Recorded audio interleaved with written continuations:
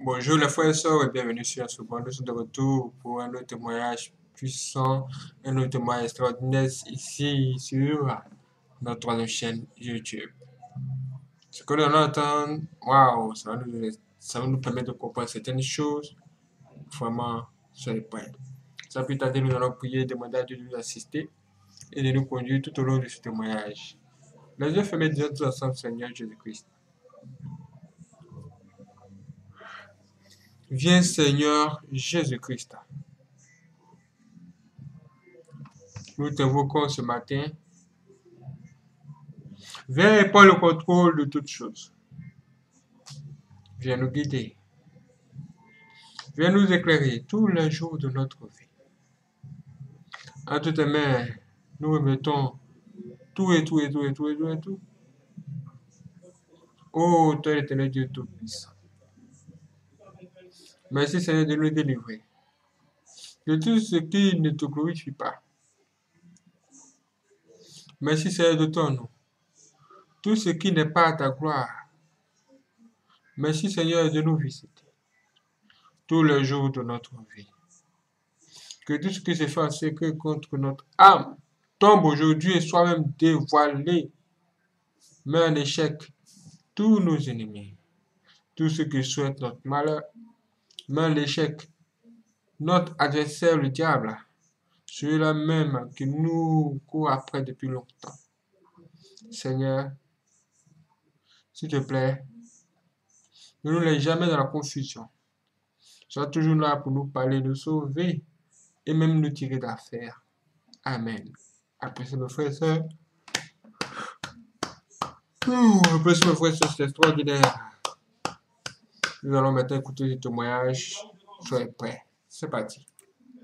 Quand j'ai atteint la dernière année de mon école secondaire dans le village, j'étais sur le point de passer l'examen mais je ne pouvais pas le faire. Parce que j'étais malade, on m'a emmené à l'hôpital. Une fois que j'étais hospitalisée, la nuit quand je dormais je ne rêvais que des sorcières et des démons qui me pourchassaient. Je ne rêvais que la mort, le funérail, le cercueil et le cimetière. De plus, tous les traitements dans cet hôpital n'aboutissaient à rien. Enfin ma famille quitta la ville pour me rejoindre au village à l'hôpital car mon état ne s'améliorait pas. La famille me fut sortie de l'hôpital. Ils ont commencé à utiliser la médecine traditionnelle à base de plantes pour tenter de me soigner. Après que toutes les tentatives de me traiter ont échoué, à la fin je suis mort. Mais quand je suis mort, je n'étais pas en bonne relation avec Dieu. J'étais dans le péché et la rébellion. Et au moment où je suis mort, j'ai vu mon esprit quitter mon corps. Et je suis devenu deux. Je pouvais voir les gens autour de mon corps pleurer et en deuil pour moi. Je me tenais là autour de mon corps et j'ai regardé les gens pleurer pour moi. Bien que je pouvais les voir et les entendre mais ils ne pouvaient pas me voir. J'étais donc spectateur de tout ce qui se passait autour de mon funérail. Puis soudainement, à ma grande surprise, j'ai remarqué que quelqu'un pouvait me voir. Et je me suis demandé, comment personne ne peut me voir mais ce monsieur pouvait quand même me voir alors que j'étais mort. J'étais curieux. Puis j'ai vu ce monsieur qui pouvait me voir se rapprocher vers moi. Et quand il s'est approché de moi, il me dit, « Sabine, suis-moi. » En fait, j'ai découvert que cet homme qui pouvait me voir était mon oncle. Je me souviens que tout le monde dans la famille disait qu'il était un sorcier, et personne ne voulait avoir quelque chose à faire avec lui. Mon oncle était vieux et il vivait sa vie dans l'isolement, parce qu'il était rejeté par tout le monde. Ni à moi quand je voyageais souvent en ville pour visiter la famille. Je passais tout de même chez lui vers le village voisin pour l'aider, malgré le fait qu'il était sorcier. À vrai dire sa situation était pitoyable, il était effectivement abandonné par tout le monde. En outre, quand la famille fut informée que je lui rendais souvent visite, ils étaient tous en colère, et ils m'ont réprimandé avec sévérité. Ils m'ont dit, « Ne savez-vous pas qu'il est un sorcier, et il peut vous tuer si vous continuez à être autour de lui. » Mais cependant j'avais ignoré leur avertissement. Ainsi, dès que j'ai réalisé que mon oncle pouvait me voir malgré le fait que j'étais mort, je me suis dit que ma famille avait sûrement raison. Mon oncle est sans doute un sorcier. À vrai dire, mon oncle est un sorcier expérimenté. Il était sur le point de monter de niveau dans le monde des esprits. En conséquence, il fut instruit par Lucifer d'offrir un sacrifice humain. D'autre part, le diable savait que j'avais un appel de Seigneur. Il connaissait le potentiel de Dieu en moi. Étant donné que je visitais mon oncle de temps en temps, ce dernier s'était dit que j'étais la proie appropriée, cela en raison de la proximité. Par conséquent, toute la fraternité de la sorcellerie sous sa domination a commencé à réclamer mon âme. C'est pourquoi quand j'étais à l'hôpital je rêvais de sorciers,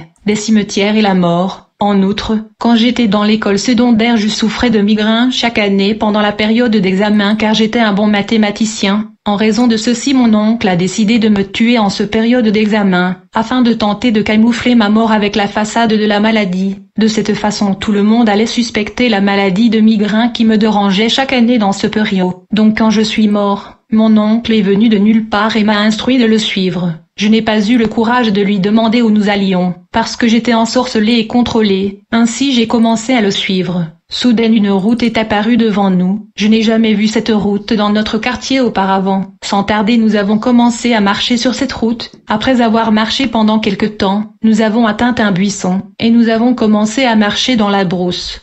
Je suivais mon oncle sans lui poser de questions parce que j'étais envoûté, alors qu'on marchait dans la brousse. Nous avons traversé une rivière, et nous sommes entrés dans une forêt. Ensuite nous avons pénétré profondément dans ce forêt. Enfin nous sommes arrivés devant un enceinte, qui était entouré et clôturé par de feuilles de palmier. Bien-aimé, quand nous avons atteint cet endroit horrible et éloigné au milieu de la forêt, nous nous sommes arrêtés. Soudainement, mon oncle se retourna et a commencé à me regarder droit dans les yeux. Il était là debout devant moi en train de me regarder. Il me regarda pendant une période de 10 minutes. Je ne pouvais pas comprendre pourquoi il me regardait comme ça, mais en réalité il était triste. Il s'apitoyait sur moi, parce que j'étais censé être exécuté dans cette forteresse épouvantable de sorcières au milieu de la forêt. Mon oncle se souvenu de visites que je lui rendais, la nourriture que j'avais l'habitude de l'amener, et comment je l'aidais en nettoyant sa maison. Après m'avoir regardé, il a fait un signe de regret. Après cela, mon oncle me dit: « Sabine, je veux rentrer dans cette enceinte mais tu ne viens pas avec moi. Je vais te cacher sous les fleurs avant d'entrer dans ce forteresse. Mais une fois que je serai à l'intérieur, tu devras rester caché, et si les gens viennent te chercher, tu devras te cacher, ils ne doivent pas te voir. Même si tu es mordu par une moustique, ne réagis pas, ne faites pas de mouvement et ne toussez pas. » Aussitôt que mon oncle est entré dans cet horrible édifice au milieu de la forêt, tout de suite je me suis caché sous les fleurs qui étaient vraiment longues, et dès qu'il entra dans cette bastion de sorciers, j'observais tout depuis le lieu où j'étais caché. À l'intérieur de cet édifice il y avait une foule de gens qui étaient des sorciers. Dès que mon oncle est entré, j'ai tout de suite vu des gens applaudir, il y avait ovation et une atmosphère de célébration. Ils étaient heureux de voir mon oncle, comme s'ils s'attendaient à quelque chose de bon de sa part. Ils criaient et disaient: « Le maître était arrivé. Bienvenue maître. » Je ne savais pas que mon oncle était un chef, j'étais surpris, mais j'ai remarqué que tout le monde dans cet endroit fumait du cigarette. Je ne sais pas vraiment ce que c'était. Puis je les ai vus donner à mon oncle qui était leur chef une cigarette. Dès que mon oncle prit place parmi eux, tout de suite ils lui ont demandé: « Maître, où est la fille? Où est Sabine ?» Mon oncle leur a répondu: « Je l'ai cherchée aujourd'hui mais je ne pouvais pas la trouver. Je l'amènerai demain. » Aussitôt j'ai vu un sorcier se lever et dire: « Maître, j'ai apporté ma casserole et mon assiette parce que je pensais qu'aujourd'hui était le jour de la célébration. Comment vais-je retourner avec cela ?» Puis un autre sorcier se leva et dit: « Maître, j'ai apporté le marteau et la scie afin de couper notre bétail Sabine. J'ai même apporté la machette et le couteau. Mais comment se fait-il que notre bétail Sabine n'est pas là ?» Un autre homme se leva et a dit: « Maître, j'ai apporté beaucoup de piments, de l'huile et d'oignons, mais où est-elle ? Où est notre viande ?» Un autre homme dit à mon oncle: « Tu m'as donné des invitations et j'ai invité et amené des gens de l'étranger qui sont venus manger. Nous pensions qu'il y avait une fête aujourd'hui. Que vais-je dire à ces invités de l'étranger? Comment se fait-il qu'elle n'est pas ici? Essayes-tu de nous tromper ?»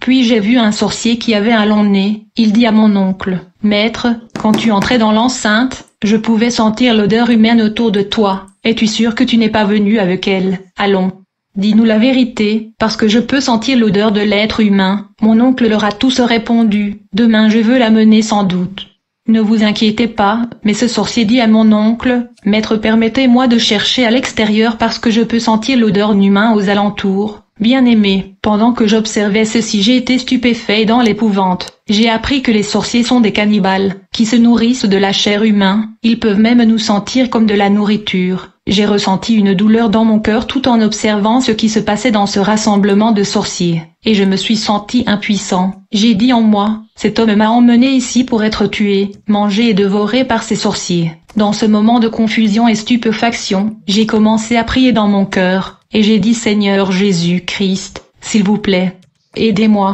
Quand j'ai fait cette courte prière, immédiatement j'ai entendu une voix retentir et dire: « Servante Sabine, vous ne priez pas ?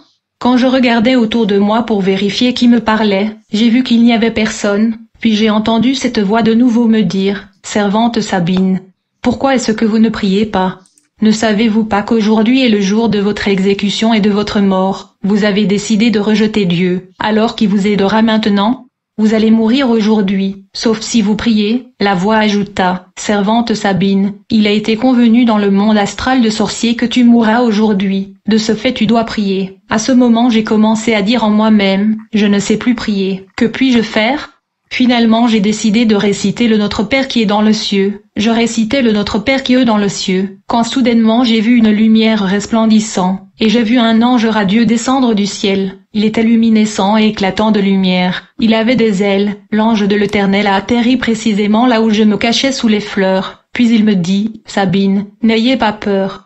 Je suis venu pour vous aider. » Il me demanda de me lever parce que je me cachais sous les fleurs. Puis nous avons commencé à nous éloigner de cet endroit sombre dans la forêt. L'ange me dit, « Sabine, il y avait un accord qui a été signé dans le monde de la sorcellerie pour vous sacrifier. Mais la miséricorde du Seigneur et vos bonnes œuvres ont parlé pour vous. Le Seigneur vous avait mis à part pour lui servir. Quand vous allez retourner dans le monde, dites aux gens de ne jamais cesser de faire les biens, parce que les bonnes œuvres parlent plus fort au ciel. Même si quelqu'un vous blesse, n'abandonnez pas de pratiquer la bonté, parce que le comportement négatif est une porte ouverte aux sorciers. » Puis l'ange me demanda, « Sabine, pourquoi avez-vous abandonné l'église et la prière ? Avez-vous abandonné la prière parce que votre mère vous a interdit de devenir une sœur ?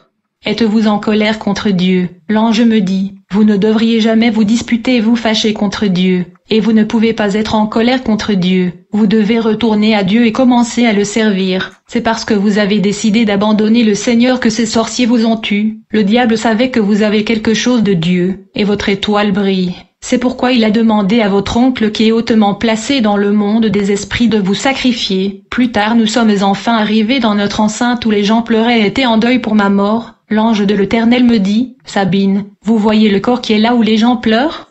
Allez là-bas près de ce corps-là et asseyez-vous sur ses pieds. » Je ne pouvais plus savoir que le corps qui était allongé là était mon corps. J'ai fait comme instruit par l'ange du Seigneur. Immédiatement j'ai entendu les gens dire et s'exclamer, « Elle bouge. Sabine bouge. » Quand je me suis réveillée, j'ai remarqué que les gens pleuraient. J'étais surprise et je leur ai demandé, « Pourquoi pleurez-vous » Ils ont refusé de me dire pourquoi ils pleuraient. Je leur ai dit, alors que j'étais endormie, j'ai vu l'oncle. Il m'a emmené à un endroit au milieu de la forêt pour me tuer. Je ne pouvais pas comprendre que j'étais mort. Et ce fut grâce au Seigneur Jésus-Christ qui a envoyé son ange pour me délivrer que je suis revenu à la vie. Alors que j'étais en train de relater à la famille ce qui venait de m'arriver, soudainement j'ai vu mon oncle le sorcier. Il a remarqué que je n'étais plus où il m'avait laissé, alors il est venu dans le monde matériel. Quand je l'ai vu venir, j'ai crié, et j'ai dit aux gens de l'empêcher de s'approcher de moi. J'ai crié plus fort son identité. Une des leçons de cette expérience est que je faisais du bien même à un homme diabolique et Dieu a regardé cette bonté et intervint. C'était ma deuxième expérience de mort. Dans ma première expérience de mort quand j'étais enfant, je me souviens que je ne pouvais voir que les ténèbres. Tout était ténèbres. Dans la troisième expérience de ma mort donc je vais relater un peu plus tard en profondeur, je me t'ai retrouvé dans un noir total quand j'étais mort. Alors que je me demandais où j'étais, soudainement j'ai vu courir vers moi un groupe des gens. Quand je les ai observés attentivement, j'ai constaté qu'ils s'étaient trop courts. C'était la terreur. En fait, ces démons étaient des nains. Ils avaient des chaînes avec eux. Ils couraient vers moi dans le but de m'enchaîner. Ce n'était épouvantable à voir. C'était la terreur. J'étais dans l'étonnement et je me demandais qu'est-ce qui se passait. Ces créatures couraient vers moi afin de capturer mon âme. Mais aussitôt qu'ils se sont rapprochés de moi, ils ont ralenti leur course. En ce moment même je pouvais les entendre discuter entre eux et dire « Celle-ci n'est pas à nous, elle ne nous appartient pas, elle n'est pas la nôtre, elle n'est pas notre âme », alors que je me demandais qui étaient ces entités courtes. Immédiatement j'ai entendu la voix du Seigneur retentir et dire « Sabine, ces êtres que vous voyez avec des chaînes sont des démons. Ce sont eux qui viennent chercher et capturer les âmes qui meurent dans le péché, ceux qui meurent sans Christ. Ceux qui ont failli d'aller au ciel, ils sont capturés et enchaînés par ces démons et transportés aux portes de l'enfer. Bien-aimé, une fois que tu meurs, soit tu seras acheminé au paradis par les anges, soit tu seras capturé et enchaîné par les démons qui vont t'amener aux portes de ce jour de mort, le lieu de tourment. Ce fut par la grâce du Seigneur que je t'ai épargné de la capture et des chaînes de démons qui étaient venus m'enchaîner afin de me transporter en enfer. Après cet incident, je me suis mariée à l'âge de 20 ans et j'ai eu 3 enfants, mais je n'appréciais pas ce mariage. Après ma résurrection de la mort, je ne me suis pas vraiment attachée à Dieu, pourtant le monde du diable était après moi. À chaque fois que je me réveillais le matin, j'étais sans sous-vêtements, les démons venaient enlever mes sous-vêtements et c'était répétitif. Le matin quand je me réveillais, je trouvais mon sous-vêtement loin de mon corps. Comme ce phénomène paranormal se répétait, ma mère m'amena à une église évangélique, où je suis passée par la prière de délivrance. À la suite de cela, ce phénomène étrange s'arrêta. Plus tard, quand je me suis joint à cette église évangélique, le Seigneur a parlé à travers une prophétie. Il me dit: tu seras ma servante. Tu vas prophétiser et je t'utiliserai. Peu de temps après avoir rejoint cette église, j'ai commencé à fonctionner de manière puissante dans le don de la prophétie et de la vision. Je suis devenue prophétesse. Bien que je fonctionnais dans la prophétie et vision, je n'étais toujours pas née de nouveau, mais malgré le fait que je n'étais pas née de nouveau, Dieu avait placé en moi des capacités qui étaient fonctionnelles.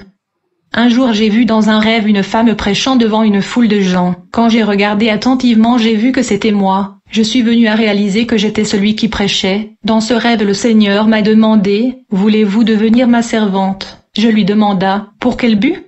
Le Seigneur me dit: je veux que vous soyez un prédicateur. J'ai dit au Seigneur: je ne sais pas comment prêcher et que vais-je prêcher? J'ai dit à Jésus: je ne peux pas prendre cette responsabilité. Quand je me suis réveillée le matin ce jour-là, ma mère m'a demandé: pourquoi n'as-tu pas accepté cette offre du Seigneur de devenir prédicateur? Tu devrais accepter. Peu de mois après, j'ai revu le Seigneur Jésus-Christ dans une vision qui me demandait: veux-tu être ma servante? Cette fois-ci j'ai accepté son offre. J'ai commencé en travaillant comme intercesseur. J'ai continué à opérer dans le don du Saint-Esprit, mais je devais résoudre le problème de mon attitude du vieil homme. Je n'étais pas encore brisé et cassé. Peu de jours plus tard, j'ai été appelé par les pasteurs pour les rejoindre dans une réunion de l'église. Quand je suis arrivé, ils ont prié pour moi afin que je puisse servir le Seigneur. Puis soudainement l'Esprit de Dieu a commencé à m'utiliser dans la prophétie et la parole de connaissance. Et je livrais des messages prophétiques à tous ceux qui assistaient à cette réunion. À ma grande surprise, un des pasteurs dans cette réunion rejeta le message prophétique que le Seigneur lui avait transmis au travers de moi. Il me dit: vous êtes animé par un esprit de python, vous prophétisez grâce à un esprit démoniaque, et votre prophétie est fausse. Quand j'ai entendu cela, je me suis fâché et j'ai perdu mon sang-froid. Immédiatement j'ai insulté le pasteur et je l'ai brutalisé, et nous avons commencé à nous quereller devant les gens qui assistaient à la réunion. J'ai dit au pasteur: tu ne me parles plus et je ne prendrai plus part à tes prédications, et je ne veux plus te parler. On va se parler au cimetière. En outre, le message que j'avais livré au pasteur était authentique et il s'était accompli. Mais mon attitude était le problème. La réunion a été donc interrompue en raison de mon altercation avec l'homme de Dieu. Dès que nous sommes sortis de la réunion, soudainement j'ai entendu la voix du Seigneur Jésus-Christ dans le ciel, mais les gens autour de moi ne pouvaient pas l'entendre, malgré le fait que c'était comme un coup de tonnerre. Jésus me dit: toi, Déborah, pourquoi as-tu insulté le pasteur?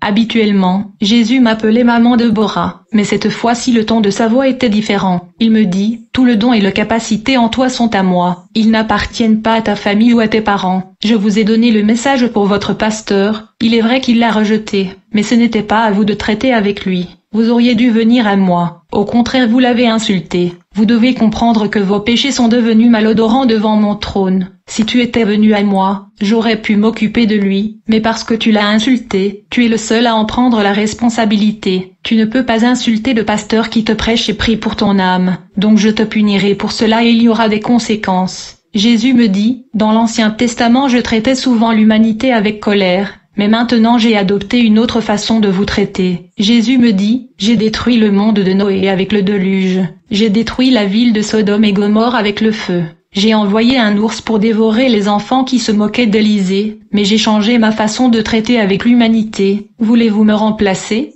Parce que vous êtes une personne colérique, je vous traiterai avec colère, et je vais vous montrer que je peux être un Dieu colérique. Vous devez comprendre qu'il y aura conséquences pour votre comportement envers mon serviteur. Bien-aimé, j'ai été effrayé par cette voix de tonnerre. J'ai parlé aux hommes de Dieu à propos de la parole de Jésus. Plus tard, je suis allé voir le pasteur et je lui ai demandé pardon. Mais celui-ci refusa de me pardonner, et me dit: Dieu te punira pour que tu saches que je suis son serviteur. Beaucoup de gens l'ont supplié, mais le pasteur a refusé de me pardonner. Quelques jours plus tard, j'étais avec mon ami dans notre enceinte. quand soudainement j'ai vu 2 soldats entrer à notre parcelle. J'ai dit à mon ami, ces soldats semblent venir pour moi. Il se peut que le pasteur les a envoyés après moi, mais mon ami ne pouvait pas voir ces 2 soldats, j'étais le seul à le voir. Quand ils sont venus là où j'étais assise autour de mon ami, immédiatement je suis entrée dans le coma, mon esprit est sorti de mon corps. Puis les 2 soldats m'ont dit, « Deborah, nous sommes venus pour vous arrêter. » Je leur ai demandé, « C'est quoi le problème ?» Ils ont répondu, « Vous avez insulté un homme de Dieu, n'est-ce pas ?»